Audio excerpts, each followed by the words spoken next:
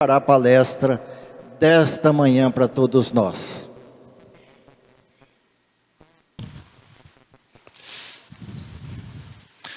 Bom dia, meus amigos. É sempre uma alegria muito grande estar aqui, falando sobre os ensinamentos de Jesus, os postulados da nossa doutrina espírita.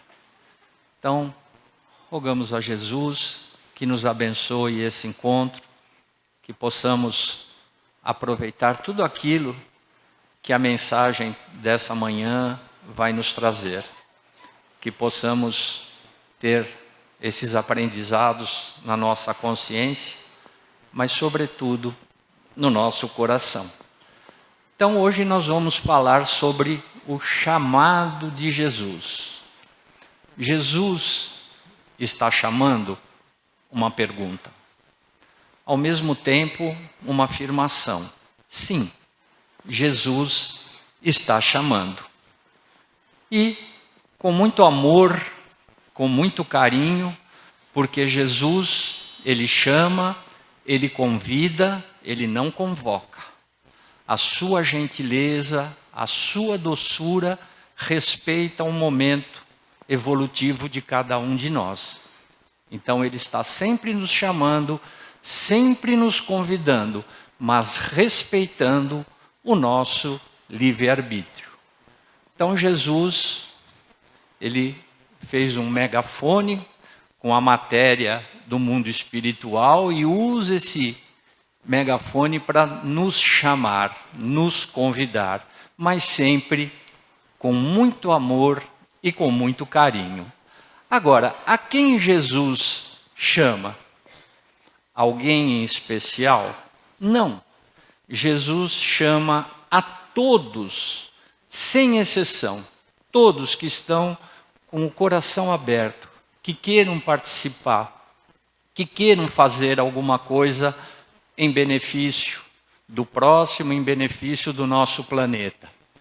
Mas com muita ênfase aos espíritas, em função de todo o conhecimento que a doutrina espírita nos traz. E lembremos, capítulo 15 do Evangelho segundo o Espiritismo, que fora da caridade não há salvação. Então o convite não é para esta ou aquela religião, para este ou aquele, é para todos que têm boa vontade. Agora, nós vamos ver no Novo Testamento, no Evangelho de Mateus, tem duas passagens muito interessantes, que nós devemos ter sempre em mente. Já naquela época, quando Jesus encarnou aqui na Terra, para nos trazer os seus ensinamentos, Ele nos disse, esse é um trecho do Evangelho de Mateus, capítulo 9, versículos 36 a 38. Jesus, Ele, à medida que Ele ia conduzindo o seu apostolado divino, multidões e multidões de sofredores o seguiam. Centenas, milhares de pessoas. E ao ver aquelas multidões que o seguiam, Jesus teve compaixão delas, porque estavam aflitos e desamparados, como ovelhas sem pastor.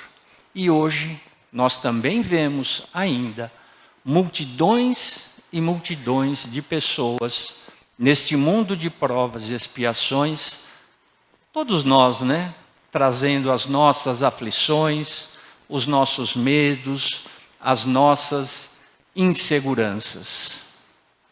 Então Jesus disse aos seus discípulos, a seara é grande, mas os trabalhadores são poucos. Já naquela época, Jesus apontava isso, a seara grande. E qual é a seara de Jesus? É o mundo, é a terra, com todas as suas demandas, com todas as suas necessidades. Então, ele diz, peçam, pois, ao Senhor da seara que envie trabalhadores para a seara. Então, já naquela época, Jesus já nos convidava, já nos chamava ao trabalho. Mas tem a passagem também, que está no Evangelho de Mateus, capítulo 24, versículo 12. O capítulo 24, ele se inicia com o discurso escatológico, que seria, vamos dizer assim, o discurso do fim do mundo. Só que não tem fim do mundo. Existe fim de ciclos. E é o que nós estamos vivendo agora.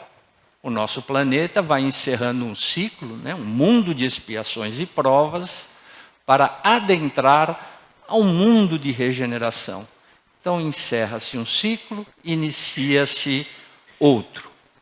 Mas então está lá, escrito, registrado no Evangelho de Mateus.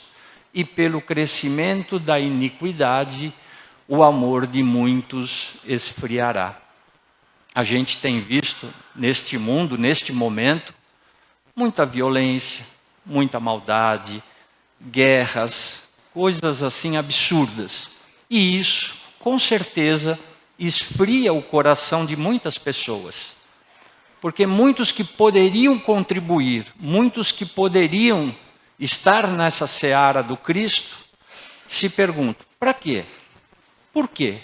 Se a paga é a ingratidão, é a falta de reconhecimento. Então vamos fazer assim, cada um por si, Deus para todos. Como se diz no popular, se o pirão é pouco, o meu primeiro. E aí os corações vão esfriando, vão endurecendo, e as pessoas se afastam daquilo que seria o ideal, a ajuda, a solidariedade com o próximo. Porém, Jesus também nos faz uma advertência. Aquele que perseverar até o fim, esse será salvo. Então tenhamos em mente essas duas coisas, né? A seara precisa de muitos trabalhadores, porque hoje são poucos, e porque o coração de muitos esfriam. Se nós formos no Evangelho segundo o Espiritismo, capítulo 20, os trabalhadores da última hora, no item 5, existe uma mensagem muito interessante, cujo título é Os Trabalhadores do Senhor. Então, o Espírito de Verdade nos diz o seguinte: atingistes o tempo em que se irão cumprir as coisas anunciadas para a transformação da humanidade. Então, nós já atingimos o momento é esse. Ele não está por chegar. Ele já chegou, já está entre nós acontecendo as profundas mudanças, como eu disse, visando o mundo de regeneração. Então agora é a hora, o momento é esse. Felizes, bem-aventurados serão os que tiverem trabalhado no campo do Senhor. O campo, como nós já vimos também, é o nosso planeta. Mas trabalhado como? De que forma? Desinteresse e movidos apenas e tão somente pela caridade. Só isso. Então, se nós vamos fazer parte, queremos fazer parte deste exército no bom sentido do Senhor, que tenhamos isso em mente. Vamos ajudar sem interesse, qualquer interesse, movidos apenas pela caridade. Mas veja que interessante no complemento desta passagem, desta mensagem. Seus dias de trabalho serão pagos 100 vezes mais do que pensavam receber. Então veja o que é a misericórdia de Deus, o que é a misericórdia de Jesus. Aquilo que fizermos de maneira desinteressada e com caridade, receberemos 100 vezes mais. Olha a gentileza, a bondade do nosso Pai, a bondade de Jesus. E aí alguém poderá dizer, muito bem, então eu gostaria de fazer parte desse bom exército, desses trabalhadores da seara do Mestre. Eu preciso me vincular, eu preciso estar ligado a algum templo religioso, alguma religião específica. Lembrando que religião é coisa dos homens.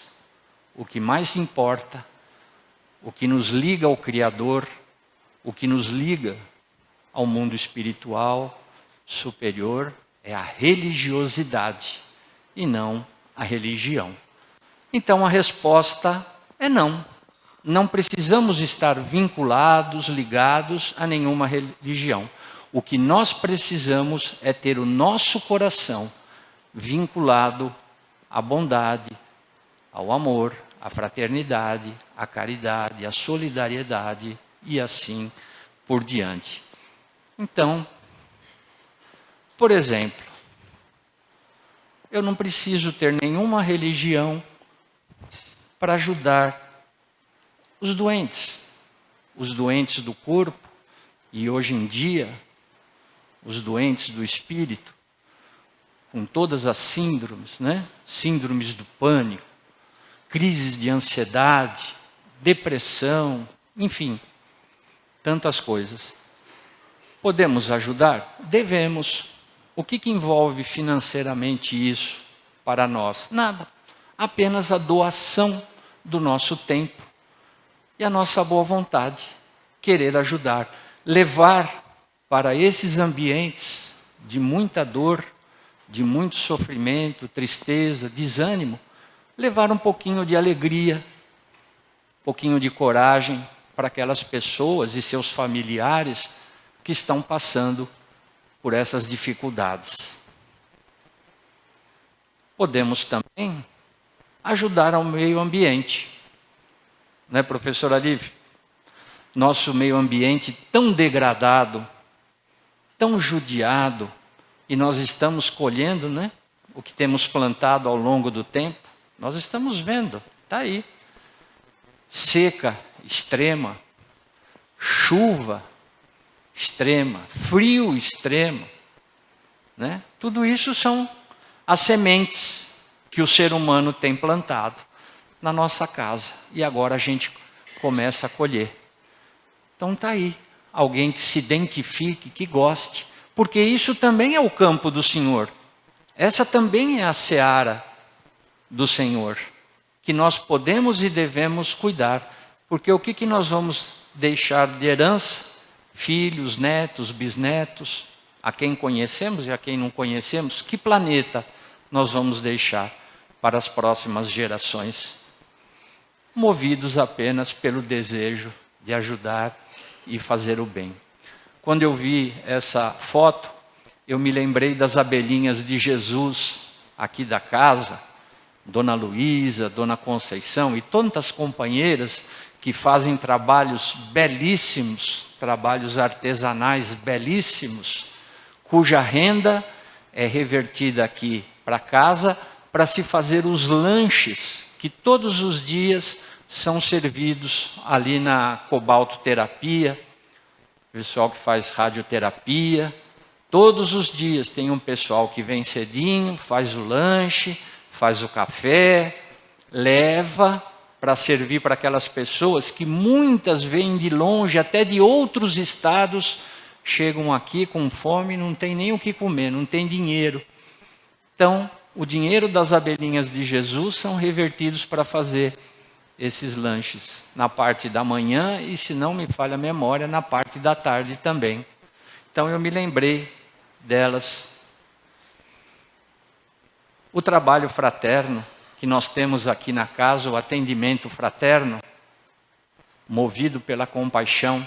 Quando eu vi essa foto, eu me lembrei que o Chico, muitas vezes, que recebia aquelas mães com os corações dilacerados pela perda dos filhos, e elas chegavam desesperadas, querendo uma notícia, alguma coisa, e o Chico muitas vezes não tinha o que dizer, porque o telefone, a gente sabe, toca de lá para cá, né? E o que o Chico fazia? Ele abraçava aquelas mães e chorava junto com elas. era a melhor forma de consolar aqueles corações aflitos. Nós podemos fazer isso? Claro, podemos, devemos, não envolve nada financeiro. E nós temos aqui na casa, todos os dias, plantão do atendimento fraterno. Pessoas que chegam fragilizadas, com muitos problemas, e alguém sempre disposto a ouvir. Não é dar sermão, não é julgar, nada. Apenas ouvir o desabafo daquela pessoa. Isto é trabalho na seara do Senhor? É de muita importância. A cozinha solidária, o alimento que sustenta o nosso corpo físico. Embora Jesus tenha dito que não só de pão vive o homem, mas nós estamos na matéria, precisamos nos alimentar. Quantas pessoas se dedicam a essa atividade para os nossos irmãos necessitados? Principalmente depois da pandemia, que muitos perderam o emprego, né?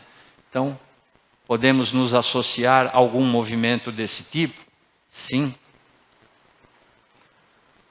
Cuidar dos nossos irmãos em evolução.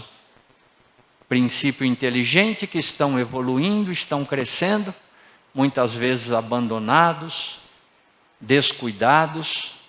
Quantas organizações se mobilizam para cuidar desses nossos irmãos em evolução? Se tivermos tempo, se pudermos, se gostamos de mexer com os animais, lidar com eles, olha que excelente oportunidade.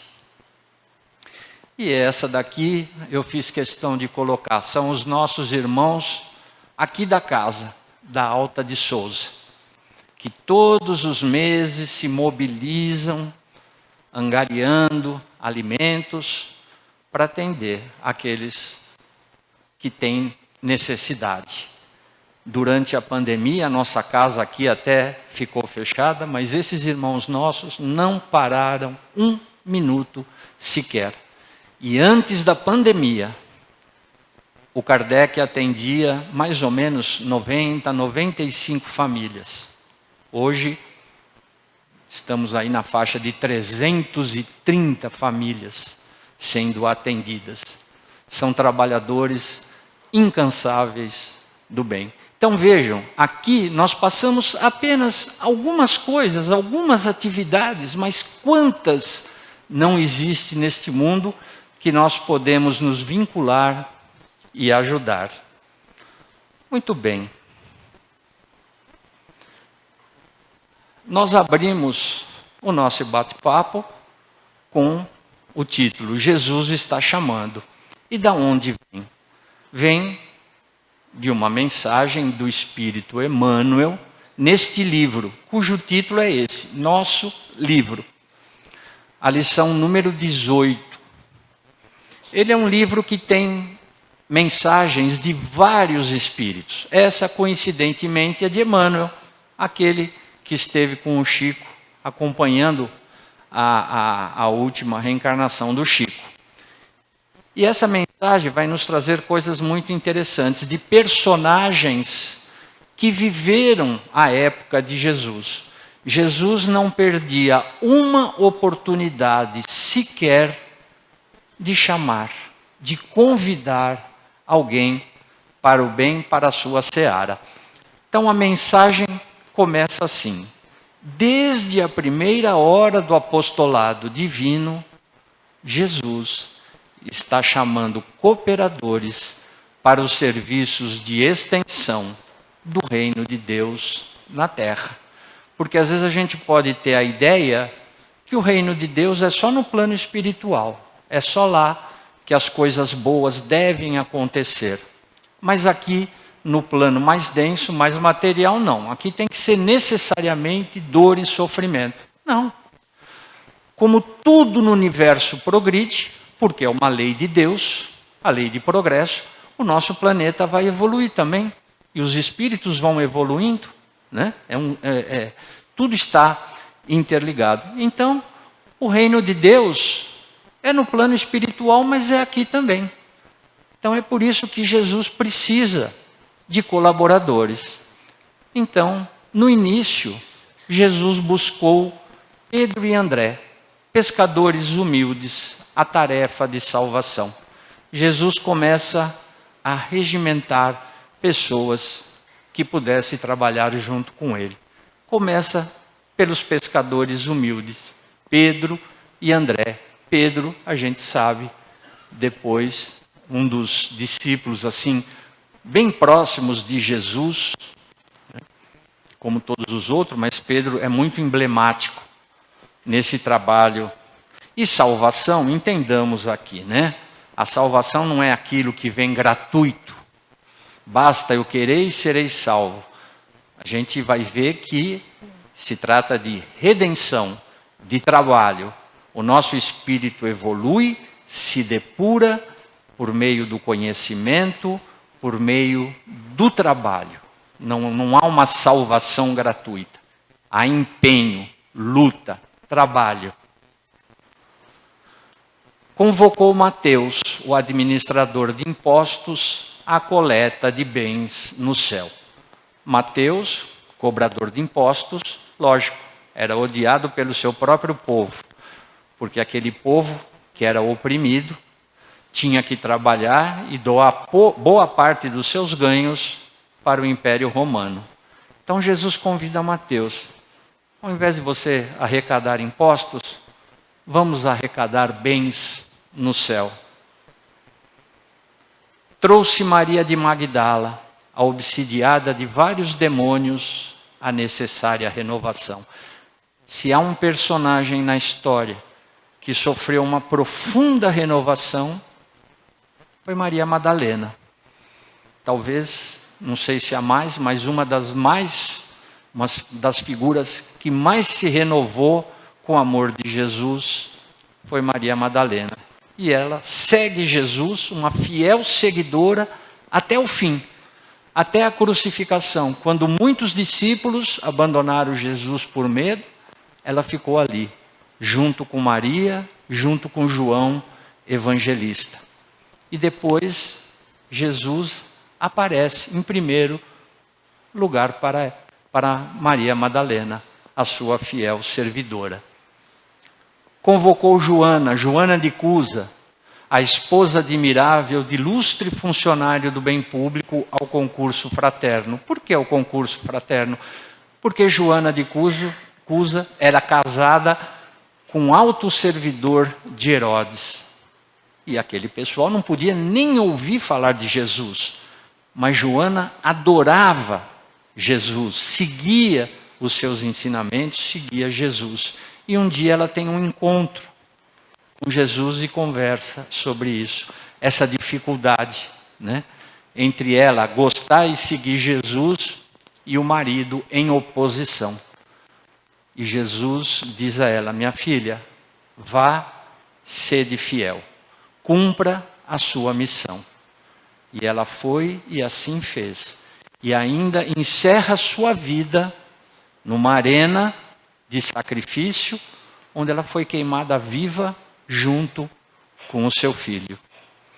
Uma prova de amor a Jesus. Chamou Zaqueu.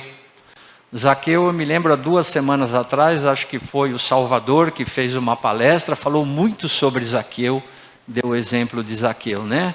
Aquele homem de estatura baixa que subiu numa árvore para ver Jesus.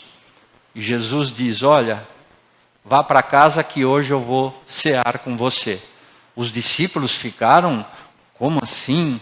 Jesus vai entrar na casa de um pecador, de um cobrador de impostos? E depois que Jesus vai para lá, ceia com ele consegue resgatar Zaqueu. E aí Zaqueu diz, se eu tirei alguma coisa, se eu lesei alguém, eu devolverei 4 vezes, devolverei em dobro e 4 vezes mais tudo aquilo que eu peguei de alguém. Então, Jesus trouxe Zaqueu para a benemerência, salvou aquele espírito que só pensava, né, em dinheiro.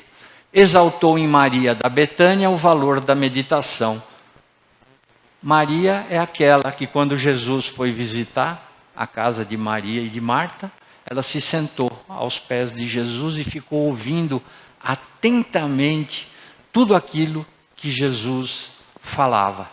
Ela tinha um vivo interesse pelas mensagens de Jesus, bem diferente da sua irmã, a Marta, que era uma fiel servidora, né, da casa, ali preocupada com as coisas da matéria. E aí, nesse dia, nesse encontro, Marta chama Jesus e fala: Senhor, a casa está cheia, e a minha irmã ali sentada, ouvindo o Senhor falar. Aí Jesus fala assim: olha, ela está pegando a melhor parte, né? E você está aí toda atribulada, correndo. Calma, calma, tudo tem o seu tempo, tudo tem a sua hora, né? Porque ela era muito preocupada com as coisas. Então Jesus passa essa mensagem para ela, para que ela pensasse, né, que não é só a vida material. É importante, mas não é a mais importante. Acordou Nicodemos, o mestre intelectual de Israel, para o ministério da santificação. Existe uma passagem muito interessante no livro Boa Nova, que tem um capítulo destinado àquele encontro de Jesus com Nicodemos. Nicodemos era um doutor da lei, fazia parte do Sinédrio, então conhecia as leis da época na ponta da língua. Mas ele não tinha um coração frio como os demais companheiros dele do Sinédrio. Ele tinha um coração bom, um coração bem conformado. E ele pede então um encontro com Jesus. Jesus conversa com ele, vai tentar falar sobre reencarnação, mas ele não consegue entender. Aí depois ele pergunta para Jesus: Jesus, quais os recursos que eu devo mobilizar para ajudar, para ser útil? Porque ele era um homem bom. E aí Jesus diz a ele: Nicodemos, não basta interpretar as leis, precisamos vivenciar. O que Jesus quis dizer? Não adianta a gente ter apenas o conhecimento. Se o conhecimento ficar retido apenas na nossa mente, mas não descer, simbolicamente falando, ao nosso coração, onde simbolicamente estão os nossos sentimentos, do que adianta? Eu melhoro a minha condição intelectual. E só. Mas esse conhecimento tem que descer. E juntos transformar em ações no bem. E foi isso que Jesus então diz para Nicodemos. Ergueu Lázaro no sepulcro para a manifestação do divino poder. Nós sabemos que Lázaro não estava morto. Então Jesus chega ali e Lázaro, levanta e vem. É muito simbólica essa passagem, porque esse Lázaro levanta e vem, Jesus está dizendo: olha, tem problema, tem aflição, tudo que esse mundo comporta. Mas não adianta a gente ficar de braços cruzados. Levanta e vem. Bom ânimo. No mundo tereis aflições, mas tem de bom ânimo. Eu venci o mundo. Não foi isso que Jesus falou? O que ele quis dizer? Aqui não é um paraíso, mas tenha bom ânimo. Eu estou com vocês e vou ajudá-los. Foi isso que ele fez com Lázaro. E ainda, no último dia e na derradeira hora, despertou um ladrão crucificado para a divina esperança. Jesus é crucificado ao lado de dois ladrões. Um deles, segundo nos narra a história, teria dito para Jesus: Senhor, é justo que eu esteja aqui, porque eu sou um ladrão. Mas o Senhor não. O Senhor só fez o bem. Quando estiveres hoje no teu reino, lembre de mim. E Jesus diz: ainda hoje estarás comigo no meu reino. Em todos esses 20 séculos de cristianismo que estamos vivendo, o Senhor está chamando colaboradores para a sua obra excelsa, de redenção e aprimoramento. Redenção, redimir dos nossos erros, das nossas más escolhas. Como eu disse, não aquela salvação gratuita, mas a redenção, trabalho, porque assim vamos nos aprimorar. Há serviço para cada um, dos mais simples, os mais simples, aos mais complexos. Os que envolvem menos responsabilidade, aos que envolvem mais responsabilidade, mas há serviço para todos e degraus iluminativos também para todos. E Emmanuel pergunta: para onde segues, irmão? Faça um exame de consciência. Para onde segues? Jesus por nós imolou-se na cruz. E aí uma pergunta que devemos fazer sempre para nós mesmos, de maneira sincera, imparcial, que é esta aqui. O que fazemos nós por Ele? Jesus imolou-se na cruz por nós. E nós? O que fazemos por Ele? Não para Ele, porque Jesus não precisa nada que a gente faça para Ele. Jesus tem tudo, mas é por Ele, porque a seara é grande, poucos são os trabalhadores. E o homem socorre o homem. É através do ser humano que um vai ajudando o outro. E aí, tem uma mensagem do Espírito de Verdade no capítulo 6 do Evangelho, Cristo Consolador, uma frase muito interessante, muito emblemática.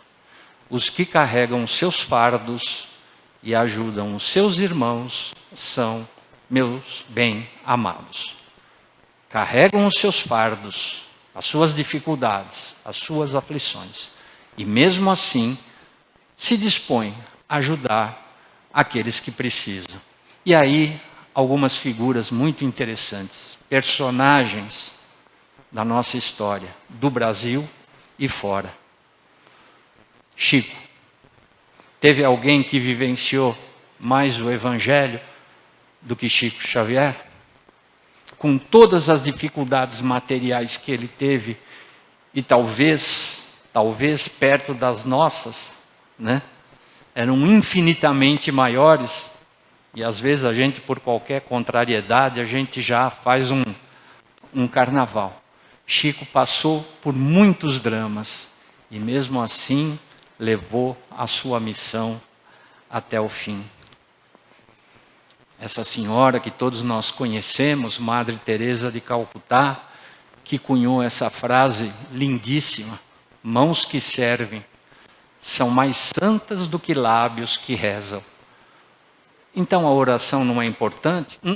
Pelo contrário, a oração é um recurso, é um bálsamo para todas as horas, todos os momentos, qualquer circunstância. Mas se rezar, orar, é importante, é necessário, as mãos que se unem para trabalhar são mais ainda. Essa senhorinha, irmã Dulce da Bahia, uma senhorinha desse tamanho, 1,5 metro, mas um gigante espiritual. Uma pessoa que tinha uma saúde extremamente fragilizada. Se ela dormisse deitada, como a maioria de nós, ela morreria, porque os pulmões dela tinham uma capacidade mínima de oxigenação. Então ela tinha que dormir sentada para poder sobreviver. E se a gente for ver a obra que este espírito empreendeu na terra, é algo incomensurável.